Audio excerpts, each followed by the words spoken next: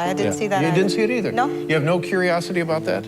Yes, I've heard a lot about it. I'm going to see it with my lawyers. Diana Ross is one of the biggest icons in the entertainment industry. Despite achieving much success, her personal life, especially her romantic relationships, has faced many challenges.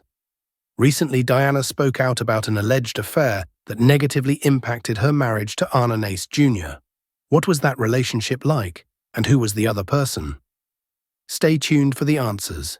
Before we dive into the details, let's take a look at Diana's childhood life and early career to gain a deeper understanding of what shaped her. Diana Ross, daughter of Ernestine and Fred Ross Sr., was born in Detroit on March 26, 1944. Although her birth certificate listed Diana, she was known as Diane. Diana was the second of 6 children, with 2 sisters, Barbara and Rita, and 3 brothers, Arthur, Fred Jr., and Wilbert, often called Chico. Her family was Baptist and lived at 635 Belmont Street in North Detroit, Michigan, near Highland Park, where Smokey Robinson was a neighbor. When her mother contracted tuberculosis, Reverend and Mrs. William Motown took Diana and her siblings to Bessemer, Alabama, to live with them. After her mother recovered, Diana and her brothers returned to Detroit. The family eventually settled in the Brewster Douglass housing complex, where Diana lived until she turned 14 in 1958. Diana, who dreamed of becoming a fashion designer, attended Cass Technical High School in downtown Detroit, where she took courses in clothing design, pattern making, and tailoring. She notably used Smokey Robinson's money to pay for modeling and cosmetology classes on evenings and weekends.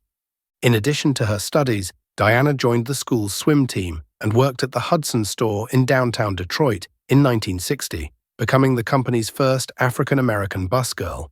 To supplement her income, she also did hair for her neighbors. Diana Ross graduated from Cass Technical High School in January 1962.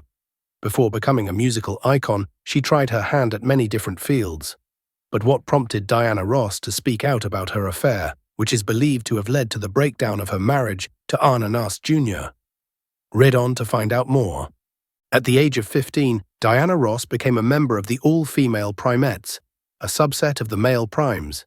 Milton Jenkins, a music manager, met Ross via Paul Williams of the Primes. Among the Primettes were Betty McGlown, Mary Wilson, and Florence Ballard. They went to Motown Records for an audition after taking first place in a Windsor, Ontario talent contest in 1960. To try out for Motown, Ross also spoke to her next-door neighbor, Smokey Robinson. He was willing to lend a hand, but the Primettes had to approve his band, The Miracles, hiring Marv Tarplin, their guitarist. This seemed like a fair exchange to Ross. During their audition for Motown executives, the Primettes sang Ross's song, which captivated Berry Gordy. Gordy, though, thought it would be best if they finished high school first. The band persisted in their mission and made regular visits to Motown's headquarters to offer assistance with recordings. Ross was the main singer on one of the 2 tracks they recorded for Lupine Records. The group's hair, makeup, and costumes were all taken care of by Ross during this period. Smokey Robinson and Gordy wrote the tunes, and Barbara Martin replaced McGlown. You Belong to Me and Let Me Go the Right Way were among these regional hits. As a condition of signing the group, Gordy insisted that they alter their name in January 1961. Florence Ballard selected them to be the Supremes. Because they were worried that they would be confused with a male group of the same name, Ross and the others were first underwhelmed. In 1962, Barbara Martin departed, leaving the 3 in its simplest form. The 1963 Billboard Hot 100 reached number 23 for their debut single, When the Love Light Starts Shining Through His Eyes. Ross was officially named the main singer by Gordy by year's end. The Supremes, Diana Ross, Mary Wilson, and Florence Ballard, had their first #1 single in June 1964 with Where Did Our Love Go, when they were on tour with Dick Clark's Cavalcade of Stars. Between August 1964 and May 1967, the artist had a historic string of 10 #1 hits, thanks to this achievement. As a whole, the quartet became the most popular vocal act of the 1960s for Motown, both at home and abroad. In an effort to increase his salary, Ross started to take over interviews with the media, even when the questions were intended for Ballard or Wilson. Diana was the name she began using in 1965, which caught her co-workers by surprise as they knew her as Diane. Berry Gordy, however, fired Ballard from the group in July 1967 because of problems with her conduct, obesity, and drunkenness. To cash in on Diana Ross's rising star power, Gordy rechristened the group the Supremes, and Cindy Birdsong succeeded Ballard.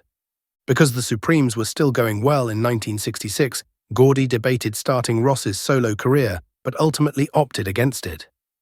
Ross stayed on board until 1970. She took the Supremes sound beyond the words and arrangements given by Motown with her energetic and vibrant lead vocals.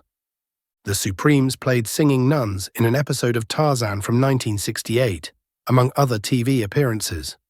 Ross often worked with session singers from 1968 until his last single with the group, Someday We'll Be Together, in which Mary Wilson and Cindy Birdsong still contributed vocals on several tracks.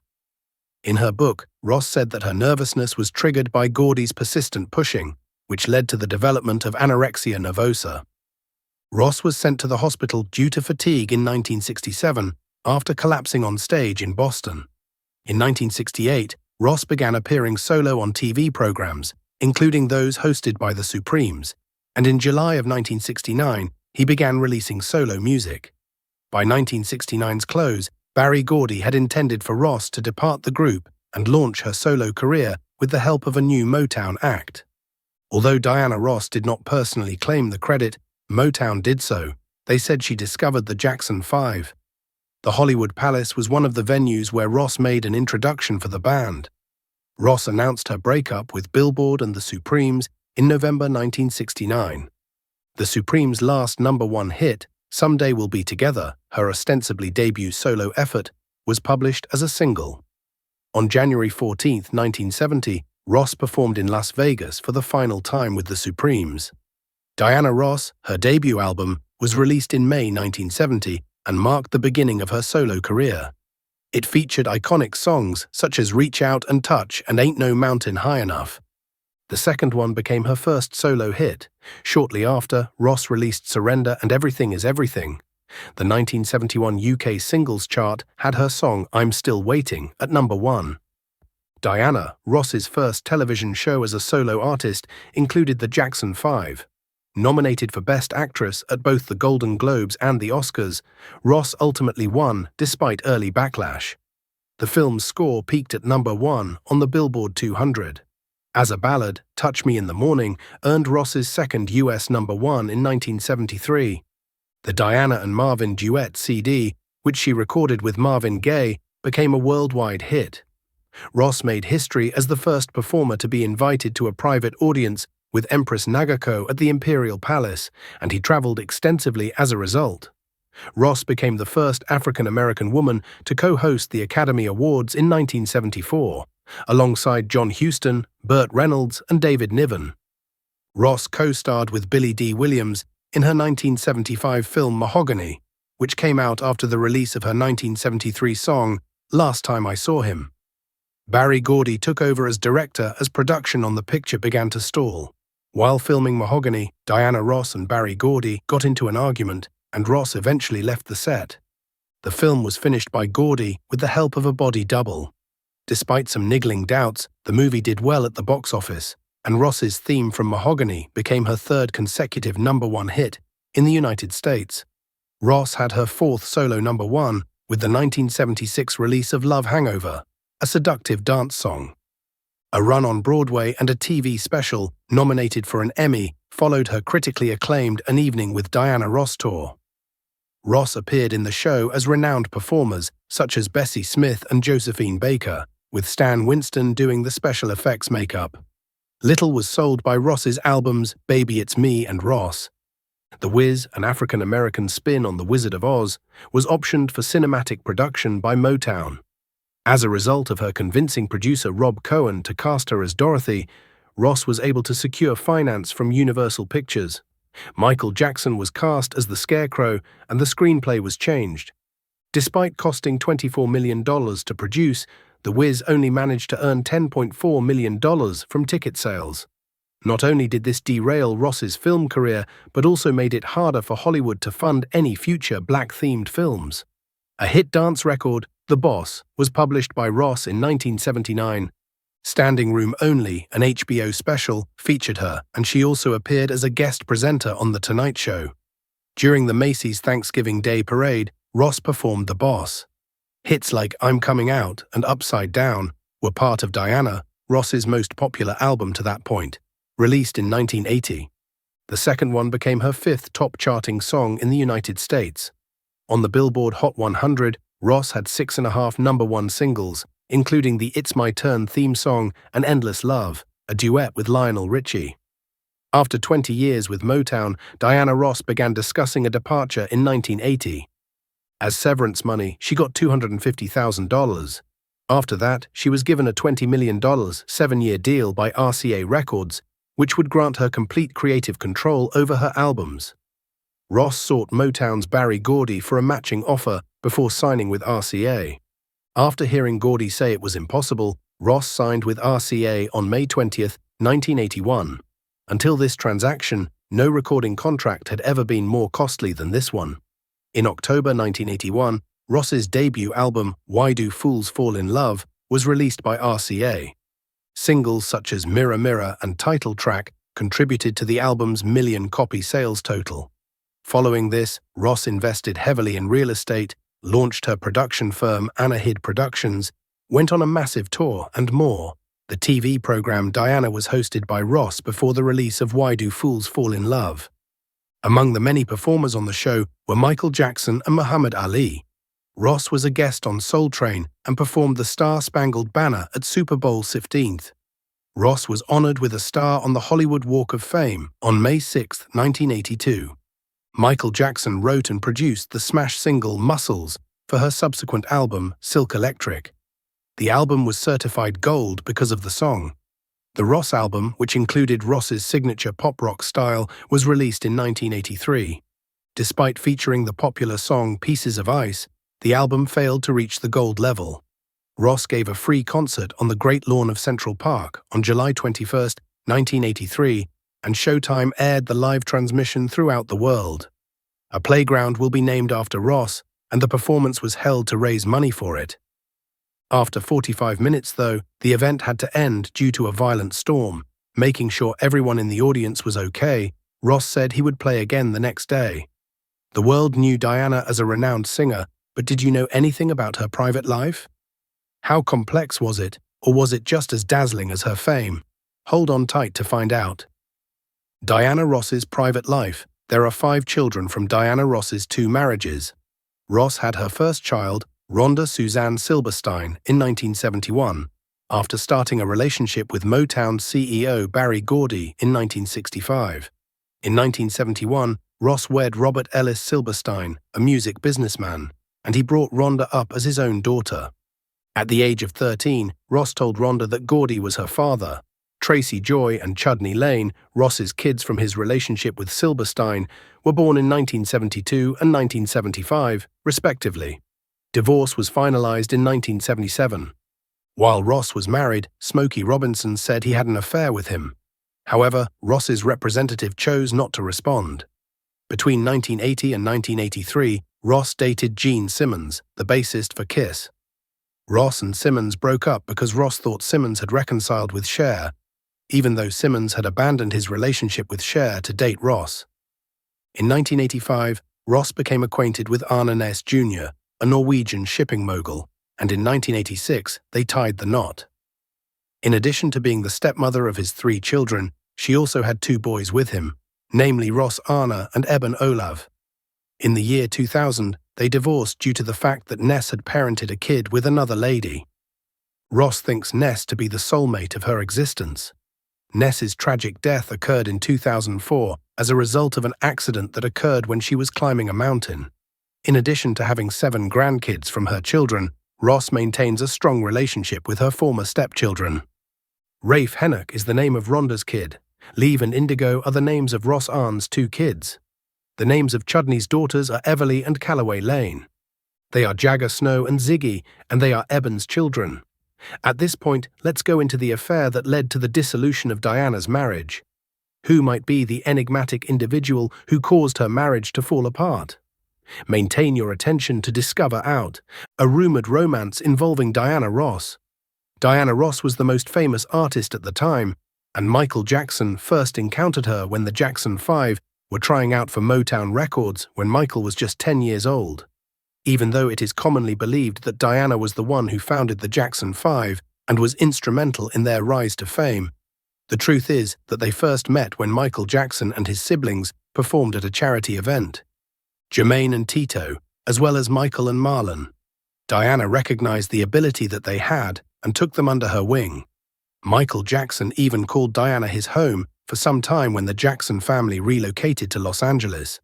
In jest, he would refer to her as his girlfriend, and he would develop a protective attitude toward his brothers. In 1977, Michael was cast in the role of the Scarecrow in the film adaptation of The Wiz. This was mostly because Diana was chosen to play Dorothy. At the time, Michael was a teen idol, and there was conjecture that Diana would only receive the job if Michael also joined the film. This was because Diana was regarded to be too old for the role, as she was 33 years old. Picture writer Pauline Kael lauded Diana's dogged drive to see the picture through to completion, describing it as maybe the most compelling illustration of sheer willpower in the annals of film history. Catherine, Michael's mother, claims that ever since Michael and his siblings were living at Diana's house, he immediately developed a crush on Diana.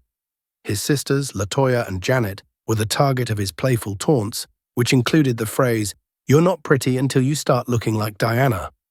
Michael and Diana would frequently attend parties at the Studio 54 nightclub in New York City when they were participating in the production of The Wiz. However, Diana's assistant discovered them in the assistant's apartment, indicating that Diana had spent the night there. This occurred when Diana's assistant attempted to contact them for filming purposes. The words, "One thing is for sure, Michael is not gay," were overheard by Diana when she was speaking to her friends. If you want to know if there was anything amorous that occurred between Michael Jackson and Diana Ross, you would have to ask her about it. Michael Jackson responded to an assistant's question. They continued to flirt with one another for several years, with Michael's feelings for her getting stronger with time. However, due to the fact that they were 13 years apart in age, Diana never entertained the idea of having a love connection. While Michael did not seem to mind, Diana was concerned about the impact that this would have on her work and her reputation in the public eye. Following the completion of a photo session with Diana and photographer Todd Gray, Michael placed an order for 2 big copies of every portrait, one for himself and one for Diana specifically. Michael had a significant role in the television special that Diana Ross produced in 1981. Michael gave his own solo performance in addition to the 3 times that they performed together simultaneously. A number of times throughout the introductions, Diana referred to Michael as her baby, and the two of them hugged each other. They flirted with each other and referred to each other as sexy during an interview session. In that same year, Diana shared with Ebony magazine, "I am completely obsessed with Michael, and I love him a great deal. He is kind, and brimming with love. He is my source of inspiration." Fans erroneously believed that Diana's fondness for Michael was romantic, due to her fun manner around Michael. But she flirted with every single man she encountered in public. Irrespective of Diana's subtle rejections and suggestions, Michael continued to be obsessed with sexual relationships. He went so far as to establish a shrine in his family home that was dedicated to Diana and was packed with photographs and other souvenirs. The general public had the impression that Diana and Michael were a mother and son. On the red carpet at the 1981 Academy Awards, Diana made a joke when she said, "He's going to play my son." Afterwards, they laughed and then left the room. Michael never gave up hope that he and Diana would one day be involved in a romantic relationship.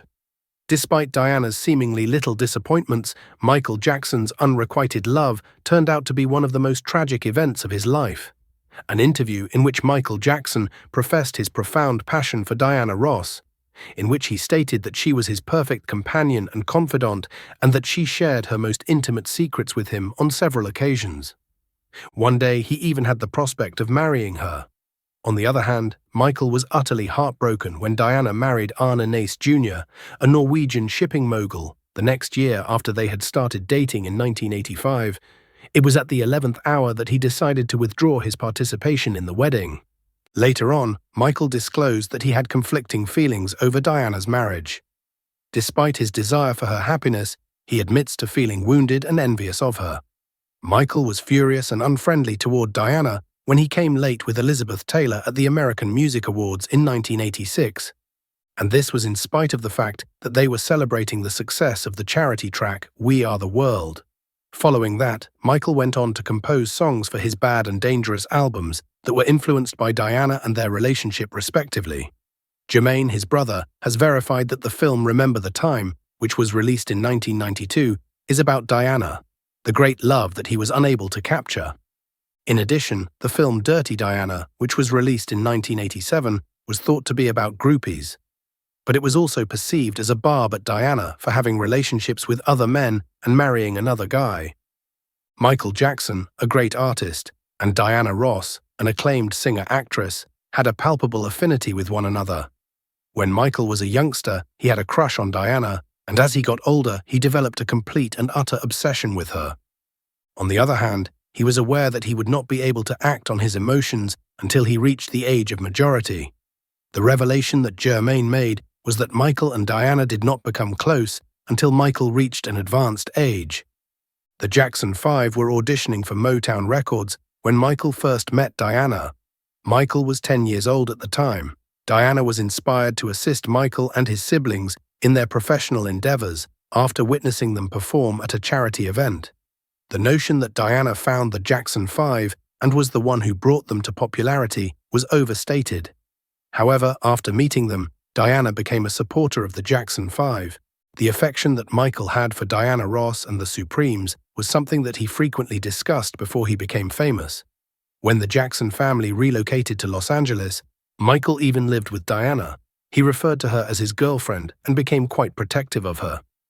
In 1977, Michael Jackson became a part of the film adaptation of The Wiz, playing the role of the Scarecrow.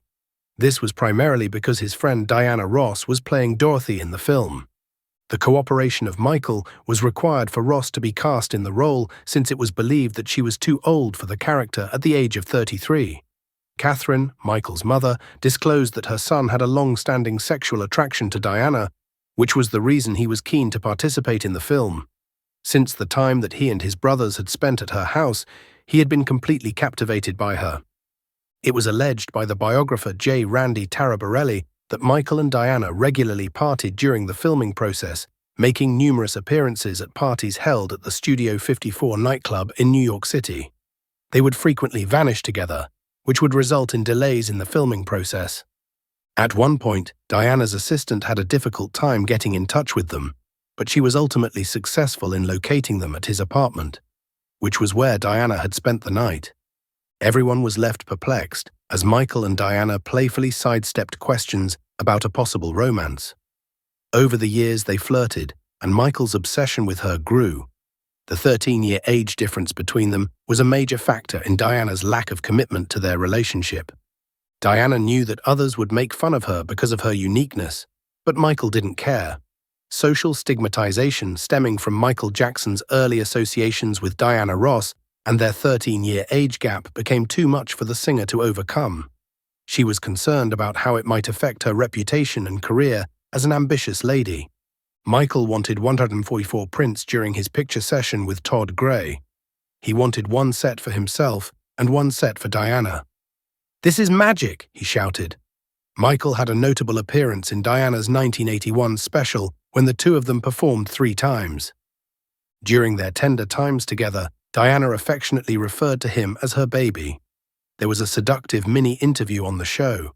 In an interview with Ebony, Diana spoke highly of Michael, praising him as an inspiration and a kind, great human being. She expressed her enjoyment of being in his presence.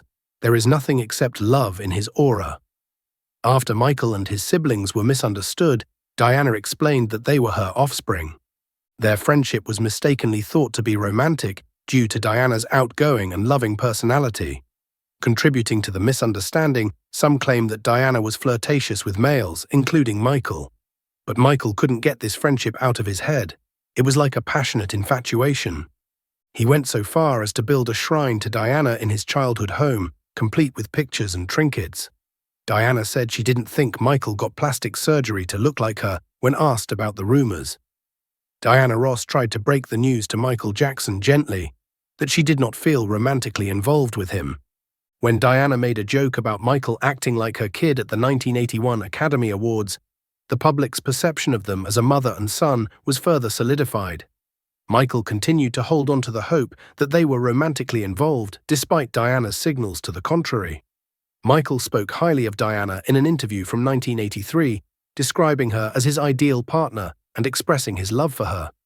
Their strong kinship, he believed, would last for all time. When Diana met Arne Naess Jr., her second husband, in 1985, Michael was devastated. Michael pulled out of the 1986 wedding at the last minute. Despite Michael's claims of happiness for Diana, he confessed to being in pain and jealousy. He found it difficult to seem as though her marriage to an unknown man had overwhelmed him. Michael seemed to have replaced Diana at the 1986 American Music Awards when he came with Elizabeth Taylor. On the show, especially as they were celebrating We Are the World's triumph, he seemed genuinely sad and distant from Diana. Michael's enduring love for Diana was the musical inspiration for hits like Remember the Time, 1992. Michael penned this song about Diana, the great love that eluded him, according to his brother Jermaine. Michael Jackson's Dirty Diana was a 1987 single from the Bad album that came before Black or White. Even though the song seemed to be about groupies, some thought it was directed at Diana Ross. In their minds, Michael was venting his frustrations at Diana for allegedly leading him on and then marrying someone else. But Diana's marriage was never blissful. They were married in a legal sense, but she and her spouse lived on separate continents. Diana disliked the gloomy and chilly weather in Norway and was reluctant to leave her older children, relatives, and work in the United States. Diana met Michael incognito while she was pregnant, which is an interesting fact. He still felt something for her, and he was crushed and broken-hearted. Michael revealed his undying love for Diana in his memoirs Moonwalk. Michael and Diana's communication dwindled throughout the years. Michael pushed his music globally and traveled extensively, while she focused on family life. The Rock Hill Herald interviewed Diana Ross in 1991, and Ross discussed the tangled nature of her connection with Michael Jackson. According to her, he would see her when he wanted to, but he would ignore her entirely when he didn't. Even though they weren't romantically linked, Michael had a soft spot for Diana. He lovingly referred to her as My World in 1995 during her hospital visit. He was so excited about Diana's arrival that he even told his ex-wife, Lisa Marie Presley, to get out of his bed. When Diana finally arrived, he showered her with presents and kisses. Unexpectedly, Michael included Diana in his will after he passed away in 2009. In recognition of Diana's outstanding parenting and their lasting relationship, he asked that she take care of his children if his mother passed away.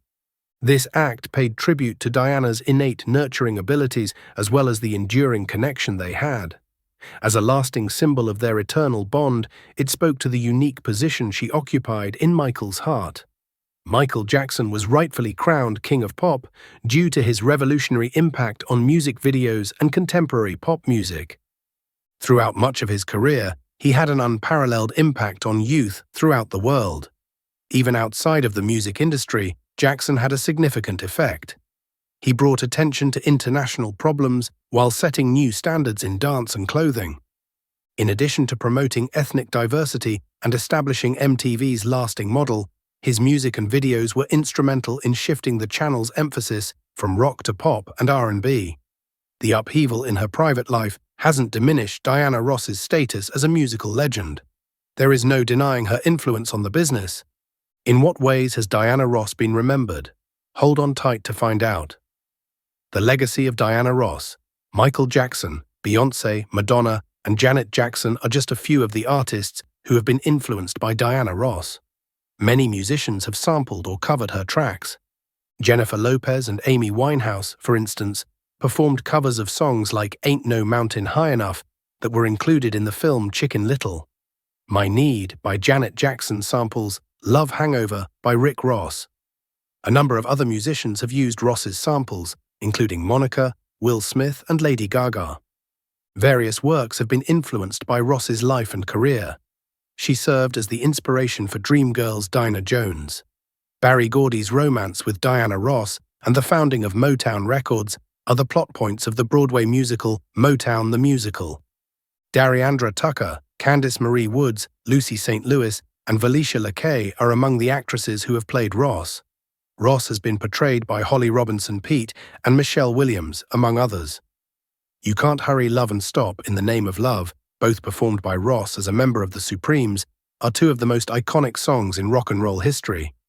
The Supremes were honored with 2 stars on the Hollywood Walk of Fame, one in 1994 and another in 1988, for their contributions to the music industry. Whether performing alone or as a member of the Supremes, Ross has amassed 18 #1 hits. Her tracks peaked at the top of multiple charts, making her the only female musician to achieve this feat. Mo Money Mo Problems, the infamous Big Ass song, also included Ross. The 1976 Female Entertainer of the Century was Ross, according to Billboard magazine. The Hollywood Walk of Fame features 2 of her stars. 2 people are performing, one as a solo artist and one as a Supremes member.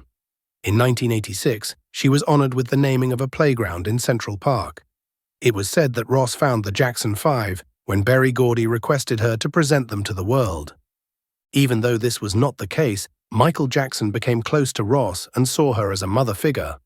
A memorial service honoring Diana Ross was conducted on January 24, 1985, at Queen's Kaufman Astoria Studios. The Diana Ross Building was Studio 4's official moniker in her honor. This honor was bestowed upon Ross because of the pivotal role she played on The Wiz in preventing the studio's imminent destruction.